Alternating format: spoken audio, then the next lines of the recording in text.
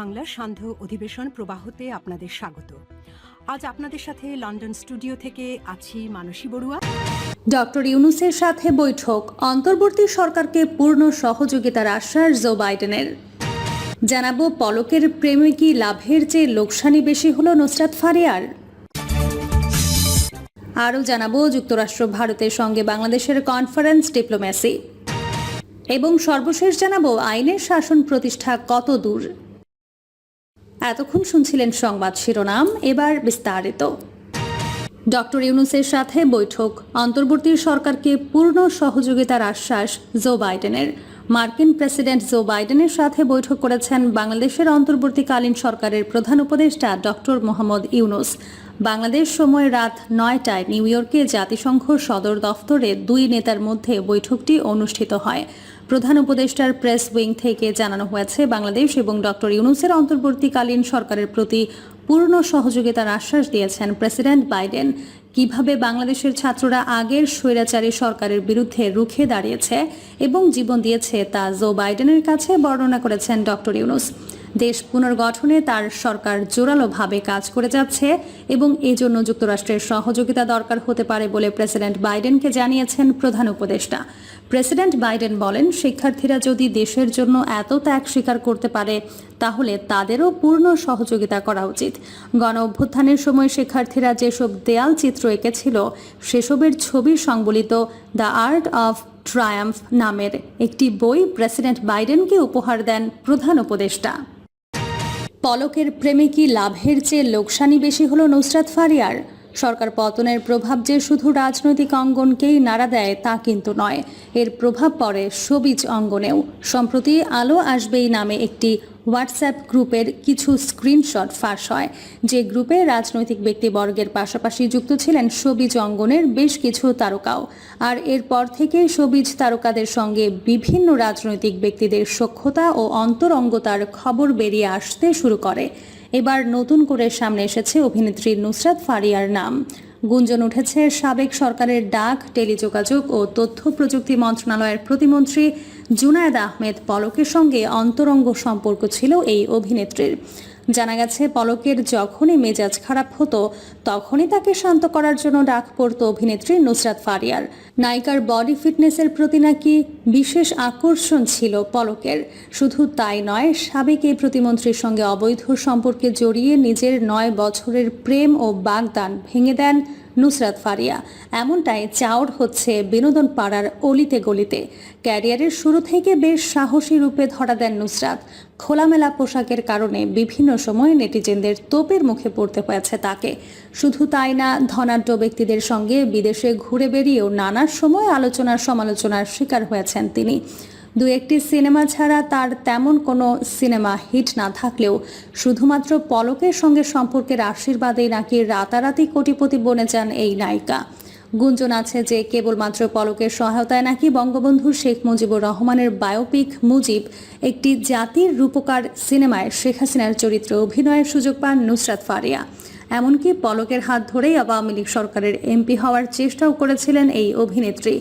দ্বাদশ জাতীয় সংসদ নির্বাচনে সংরক্ষিত নারী আসনের প্রার্থী চূড়ান্তের লক্ষ্যে গণভবনে মনোনয়ন প্রত্যাশী হিসেবে উপস্থিত ছিলেন নুসরাত ফারিয়াও। তবে পলকের সাথে সখ্যতা গড়ে তুলেও এমপি হওয়ার স্বপ্ন অপূর্ণই রয়ে যায় এই অভিনেত্রীর। ২০২০ সালে নিজের ভালোবাসার মানুষ রনি রিয়াদ রশিদকে বিয়ে করবেন বলে ঘোষণা দিয়েছিলেন অভিনেত্রী নুসরাত ফারিয়া। এরপর প্রেমিক রনির সঙ্গে বাগদানের মাত্র ৩ বছরের মাথায় সামাজিক যোগাযোগ মাধ্যমে একটি পোস্ট করে বিচ্ছেদের ঘোষণা দেন অভিনেত্রী। জানান, অনেক ভেবেচিন্তেই তাদের ৯ বছরের সম্পর্কের ইতি টানছেন তিনি। কিন্তু এবার জানা গেল, পলকের হুমকি পেয়ে নাকি সে সময় নিজেদের বাগদান ভাঙতে বাধ্য হন নায়িকা নুসরাত ফারিয়ার প্রেমিক রনি রিয়াদ রশিদ। যদিও এ বিষয়ে এখনও মুখ খোলেননি নায়িকার এই সাবেক প্রেমিক। তবে এসব গুঞ্জনের সত্যতা জানার জন্য নুসরাত ফারিয়ার সঙ্গে ফোনে যোগাযোগের চেষ্টা করা হলে গণমাধ্যমের ফোন কল তিনি রিসিভ করেননি। এমনকি খুদে বার্তা পাঠিয়েও মেলেনি কোনো উত্তর। এদিকে খিলগাঁও থানায় দায়েরকৃত ছাত্রদল নেতা নুরুজ্জামান জনি হত্যা মামলায় জুনায়েদ আহমেদ পলক এখনও কারাগারে রয়েছেন। যুক্তরাষ্ট্র ভারতের সঙ্গে বাংলাদেশের কনফারেন্স ডিপ্লোম্যাসি। রাজনৈতিক বিবেচনায় বাংলাদেশের কাছে সবসময় ভারত ও যুক্তরাষ্ট্র অত্যন্ত গুরুত্বপূর্ণ। ভারত নিকটতম প্রতিবেশী এবং বাংলাদেশের রাজনীতিতে প্রভাব রাখতে সক্ষম। অন্যদিকে অর্থনৈতিক ও সামরিকভাবে পৃথিবীর সবচেয়ে শক্তিশালী দেশ হিসেবে যুক্তরাষ্ট্র সবসময় প্রভাব বিস্তার করে থাকে। এই দুটি দেশের সঙ্গে নতুন অন্তর্বর্তীকালীন সরকারের নীতি নির্ধারণী পর্যায়ে আলোচনা হচ্ছে নিউ ইয়র্কে। মার্কিন প্রেসিডেন্ট জো বাইডেনের সঙ্গে প্রধান উপদেষ্টা ডক্টর মোহাম্মদ ইউনূসের আসন্ন একান্ত বৈঠক এবং পররাষ্ট্র উপদেষ্টা মোহাম্মদ তৌহিদ হোসেন ও ভারতের পররাষ্ট্রমন্ত্রী এস জয়শঙ্করের মধ্যে নিউ ইয়র্কে অনুষ্ঠিত বৈঠক নতুন সরকারের জন্য শুভ সূচনা হিসেবে বিবেচনা করছে পররাষ্ট্র মন্ত্রণালয়। এই বিষয়ে পররাষ্ট্র মন্ত্রণালয়ের এক জ্যেষ্ঠ কর্মকর্তা বলেন, ভারত ও যুক্তরাষ্ট্র আমাদের জন্য অত্যন্ত গুরুত্বপূর্ণ। আমরা দুই পক্ষের সঙ্গে ঘনিষ্ঠ যোগাযোগ রক্ষা করতে চাই। ইতোমধ্যে প্রধান উপদেষ্টা ও ভারতের প্রধানমন্ত্রী নরেন্দ্র মোদীর মধ্যে টেলিফোন আলাপ হয়েছে। একটি মার্কিন প্রতিনিধি দল বাংলাদেশ সফর করেছে, ফলে উভয় দেশের সঙ্গে যোগাযোগ রক্ষা করছে বাংলাদেশ, তিনি জানান। তিনি বলেন, তবে মুখোমুখি আলাপের গুরুত্ব সব সময় রয়েছে এবং নিউ ইয়র্কে কনফারেন্স ডিপ্লোম্যাসির সুযোগ নিয়েছি আমরা। প্রধান উপদেষ্টার সঙ্গে ভারতের প্রধানমন্ত্রীর শিডিউল আমলের কারণে বৈঠক হয়নি জানিয়ে তিনি বলেন, পররাষ্ট্র মন্ত্রণালয়ের দায়িত্বপ্রাপ্ত দুজনের মধ্যে বৈঠকও গুরুত্বপূর্ণ। এর মাধ্যমে দুই দেশ তাদের সহযোগিতা ও উদ্বেগের বিষয়গুলো একে অপরকে সরাসরি জানানোর সুযোগ পেয়েছে। বাংলাদেশ কি জানিয়েছে, যে কোনো পরিবর্তিত পরিস্থিতিতে একটি অনিশ্চিত পরিবেশ তৈরি হয়। এটি কারোর জন্য উদ্বেগের বিষয় হতে পারে, আবার কেউ এটিকে সহযোগিতার নতুন সুযোগ হিসেবে বিবেচনা করে। জুলাই আন্দোলনের কারণে 5 আগস্ট আওয়ামী লীগ সরকার পতনের পর একটি অনিশ্চিত পরিবেশ তৈরি হয়েছে। ভারতের প্রাথমিক প্রতিক্রিয়ায় উদ্বেগ প্রকাশ পেয়েছে।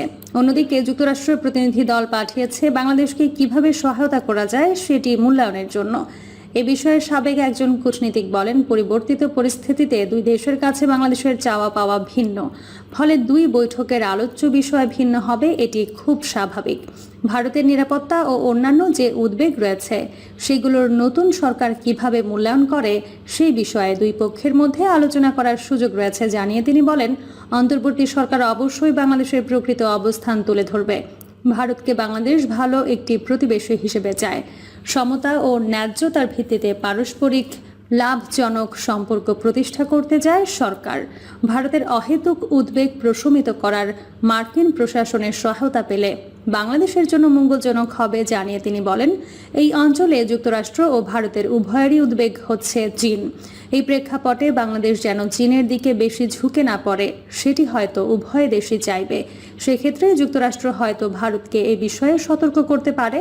তিনি বলেন, অন্তর্বর্তীকালীন সরকারের কিছু অগ্রাধিকার আছে, এর মধ্যে বিভিন্ন খাতে সংস্কার করে যত দ্রুত সম্ভব নির্বাচন অনুষ্ঠিত করা। এজন্য বৈদেশিক সহযোগিতা প্রয়োজন হবে সরকারের।